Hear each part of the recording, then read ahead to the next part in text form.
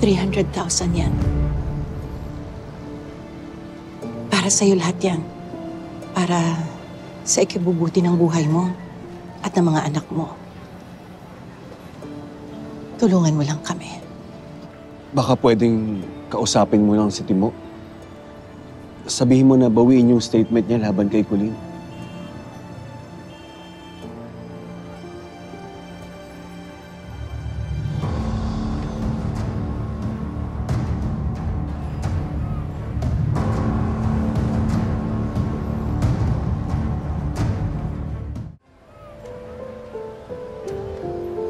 Pasensya na po pero hindi ko po matatanggap to. Kulang pa ba? Dadagdagan namin. Ma'am, hindi naman po namin pinagbibili yung prinsipyo namin eh.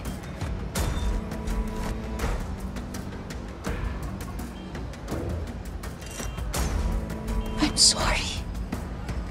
I'm sorry kung nainsulto ka. Labag sa loob namin na gawin ito. Ayaw naming magbayad. Pero desperado na kami. Kailangan namin ng tulong mo. At saka sabi ni Hazel, Umalis na po kayo. Wala tayong dapat pag-usapan. Diana. Umalis na po kayo! Alis!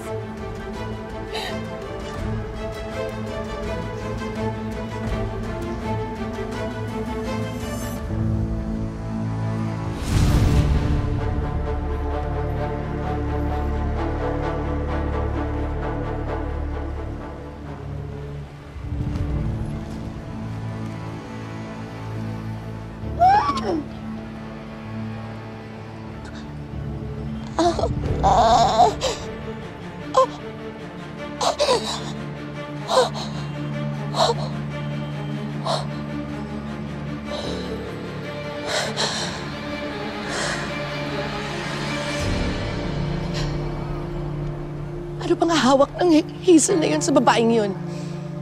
At tinanggihan niya yung offer natin. hindi ko na rin alam sa hayop na Hazel na yun.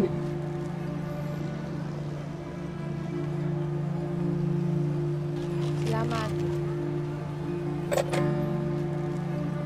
Alam mo ba, habang kausap mo kanina sila Felma at Manuel, kausap ko rin yung tao ko, si Maximo, sa phone.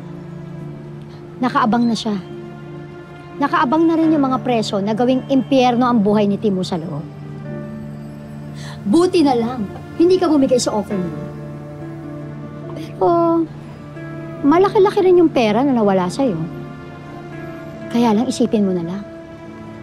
Aanhin mo yung malaking pera kung araw-araw namang pinahihirapan yung asawa mo.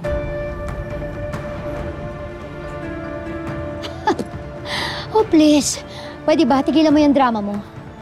Huwag kang mag-alala. Tuloy pa rin ang buwan-buwan na sustento ko sa inyo ng mga anak mo. Kaya huwag ka na umarte dyan.